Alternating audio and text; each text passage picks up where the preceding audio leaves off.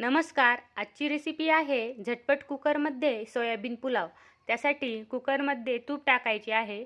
तूप गरम झाल्यानंतर मोहरी टाकायची आहे. मोहरी तडतडल्यानंतर जिरे आणि खोबऱ्याचे काप टाकायचे आहे.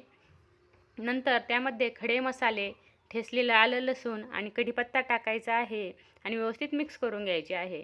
नंतर त्यामध्ये उभा कट केलेला कांदा टाकायचा आहे. कांदा व्यवस्थित परतून घ्यायचा आहे. कांदा परतल्यानंतर त्यामध्ये कट केलेलं गाजर, शिमला मिरची, बटाटा, टोमॅटो आणि शेंगदाणे टाकायचे आहे. इथे मी सोयाबीन वडी 5 मिनिट भिजवून घेतली आहे. सोयाबीन वडी टाकायची आहे आणि व्यवस्थित मिक्स करून घ्यायची आहे.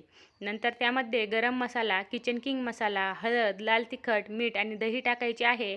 मिक्स करून घ्यायचे आहे. इथे मी 2 वाटी बासमती तांदूळ स्वच्छ धुवून घेतला आहे. 2 वाटी तांदूळ टाकायचा आहे. थोडीशी कोथिंबीर टाकायची आहे आणि मिक्स करून त्यामध्ये 4 वाटी पाणी टाकायचे आहे.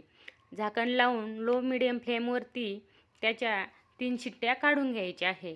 हे बघा, इथे आपण कुकरच्या 3 शिट्ट्या करून घेतल्या आहे. आपला पुलाव रेडी आहे. मस्त मोकळा झाला आहे. तयार आहे आपला कुकरमध्ये चमचमीत मसाला पुलाव. अशाच रेसिपींसाठी चॅनलला लाईक आणि सबस्क्राईब करा. धन्यवाद.